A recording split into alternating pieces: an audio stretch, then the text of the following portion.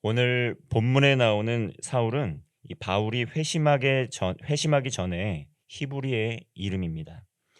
이 바울은 작은 자, 이 자금이라는 뜻을 가지고 있습니다. 이 빌립보서 3장의 말씀을 보면 이 바울은 자신이 할례 받은 바리새인이고 베냐민 지파이고 또 율법에 열심히 대단한 사람이라고 소개하고 있습니다. 이 사울이라는 이름 어떻습니까? 이 구약 이스라엘의 사울 왕의 이름을 떠올리게 합니다. 사울 왕, 그 사울 왕은 어떠하였습니까? 변화되기 또 변화되지 못하고 결국은 예수님께 버림받았던 왕이 되었던 비극적인 삶을 갖게 되는데요.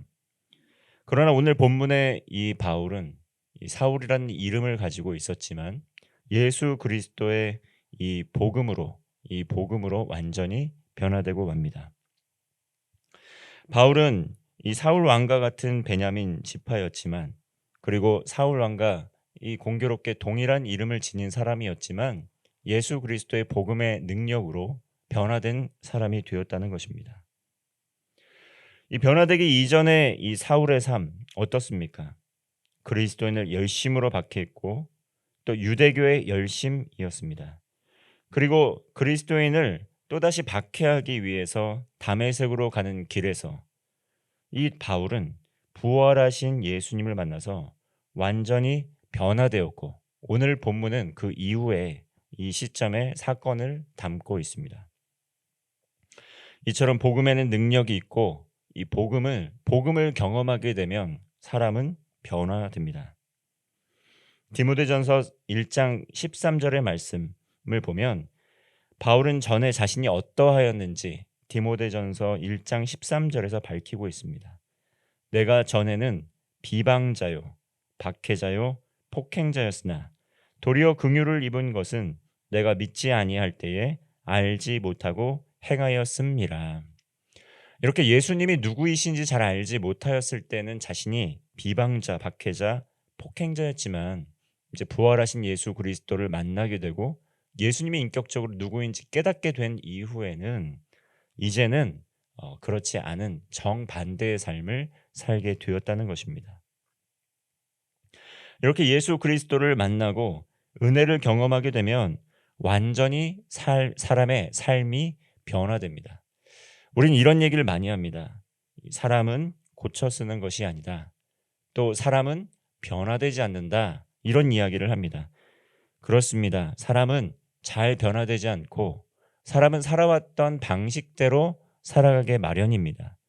이것이 인간의 노력과 힘과 능력으로는 변화될 수 없을 만큼 사람의 완고한 고집과 죄성이 있다는 것을 말씀하는데, 그러나 또 반면에 성령 안에서 사람은 완전히 변화될 수 있습니다. 성령의 능력으로 하나님께서 하시고자 한다면 성령 받은 사람은 완전히 변화될 수 있습니다. 이러한 것들은 많은 사람의 그 예를 통해서 알 수 있습니다.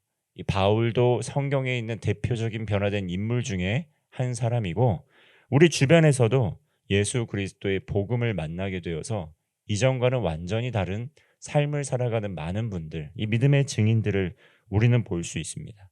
성경에 나와 있는 대표적인 인물 바로 이 바울이라는 것입니다. 하나님께서는 우리 주님께서는 바울을 이방인을 위한 선교사로 불러주셨습니다. 오늘 본문은 아니지만 앞서 사도행전 9장 15절 말씀에서 주님께서 말씀하십니다. 이 사람은 내 이름을 이방인과 임금들과 이스라엘 자손들에게 전하기 위하여 택한 나의 그릇이라. 이렇게 사도 바울은 이방인을 위한 하나님의 택한 그릇으로 부름을 받아서 대표적인 이방인 선교사로 쓰임을 받게 됩니다. 변화된 이 변화된 바울은 즉시 회당에서 또 곳곳에서 예수 그리스도의 그 복음을 증언하게 됩니다. 왜냐하면 이것은 머리로 경험한 지식이 아니라 자신의 삶으로, 자신의 온 존재로 예수 그리스도의 부활을 경험했기 때문에 이 이 사실을 증언하지 않을 수 없다는 것이죠.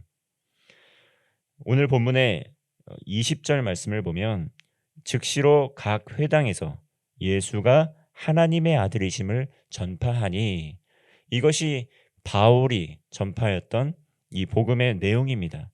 예수 그리스도께서 그리스도이시고 예수가 그리스도이시고 하나님의 아들이시다, 이러한 복음을 전했다는 것입니다. 21절 말씀을 보면 듣는 사람이 다 놀라 말하되 이 사람이 예루살렘에서 이 이름을 부르는 사람을 멸하려던 자가 아니냐, 여기 온 것도 그들을 결박하여 대제사장들에게 끌어가고자 함이 아니냐 하더라. 사람들이 이 사도 바울이 이 복음을 전하는 것을 보고 믿을 수가 없었습니다. 얼마나 드라마틱한 변화였으면 이토록 이 바울을 보는 사람들이 이 두려워하고 깜짝 놀랄 수밖에 없었을지 우리는 짐작해 볼 수 있습니다. 왜냐하면 스데반이 순교했던 그 순간, 그 자리에 바로 바울이 함께 있었기 때문입니다. 바울이 구경꾼으로만 있는 것이 아니라 스데반과 같은 교회 일꾼들, 이 제자들을 죽이고자 하는 그 박해의 열정을 가진 앞장서는 선두되는 리더였기 때문에 사람들이 그의 그 행적을 다 알고 있기 때문에 변화된 이후의 바울을 모습을 믿지 않았던 것입니다. 예수님을 만나고 변화된 바울은 이제 각 회당에서 예수님께서 하나님의 아들이심을 전파하게 됩니다. 이렇게 전파했던 사람을 잡아 죽이고자 애를 썼던 열심이었던 바울이 이 복음의 확신을 가지고 예수님을 증거하게 된 것입니다. 듣는 모든 사람들이 놀라게 되었다는 것이죠. 이처럼 예수님께서 지금도 살아 역사하시는가, 지금도 살아 계시는가, 이것을 우리에게 눈으로 볼 수 있는 증거를 보여달라 말하는 사람들을 많이 만날 수 있습니다. 전도를 하다 보면 그렇다라는 것이죠. 그러나 영이신 하나님께서는 지금도 살아 역사하시지만 눈으로 보이진 않는다는 것입니다. 그러면 무엇을 통하여 증거가 되는 것입니까? 바로 바울과 같은 그리스도인들, 정말 부활하신 예수님을 만나고 말씀으로 변화되고 또 하나님의 영으로 변화된, 성령으로 변화된 그 사람들을 통해서 사람들은 하나님께서 살아 역사하시는 것을 알고 믿을 수 있다는 것입니다. 어떻게 바울과 같은 비방자, 폭행자, 이런 사람이 예수 그리스도를 자신이 증거하였던 그 믿음에서 완전히 뒤바뀌어서 180도 다른 이 복음을 증거할 수 있는지 우리는 그것을 한번 생각해 보아야 합니다. 그래서 부활의 확실성, 예수 그리스도께서 부활하시고 살아 역사하신다는 것, 이것을 우리는 믿고 증언할 수밖에 없다는 것입니다. 오늘날에도 많은 사람들이 예수님을 인격적으로 만나게 되고 또 그것을 위하여 삶을 드리고 복음을 증거하는 것들을 많이 볼 수 있습니다. 이렇게 유대인이자 또 히브리인 중에 히브리인이었고 또 바리새인이었고 또 베냐민 지파, 정말 무엇 하나 혈통적으로 또 학문적으로 배움에서 또 유대인 중에 유대인이라고 자부할 수 있었던 이 바울이 그 유대교의 그 교리, 핵심 가치에서 벗어나서 예수 그리스도의 그 복음을 증언한다는 것, 다른 유대인들이 볼 때 결코 기뻐할 일이 아닙니다. 그래서 23절의 말씀을 보면 여러 날이 지남에 유대인들이 사울 죽이기를 공모하더니, 스데반이 순교하였던 자리에서 그의 죽음을 마땅히 여겼던 바울이 이제는 예수님의 사도로 부름을 받아서 목숨을 걸고 복음을 전하게 되자 자신의 모든 안정적인 삶의 기반이 흔들리기 시작한 것입니다. 동료들에게 박해를 받고 나아가서는 변화된 이후의 삶이 증거임에도 불구하고 같은 그리스도인에게까지 이전의 자신의 삶과 행적 때문에 환대받지 못하고 의심받는 삶을 살게 됩니다. 26절 말씀입니다. 사울이 예루살렘에 가서 제자들을 사귀고자 하나 다 두려워하여 그가 제자됨을 믿지 아니하니. 복음을 믿고 예수님의 은혜를 경험하였지만 이전의 동료들이었던 유대인들에게 핍박을 받습니다. 그냥 핍박을 받고 욕을 얻는 것뿐만이 아니라 살해 위협을 당했습니다. 그리고 또 예루살렘에 가서 제자들과 함께 떡을 떼며 교제하려고 갔더니 이 그리스도인들도 자신의 존재의 변화를 믿지 않습니다.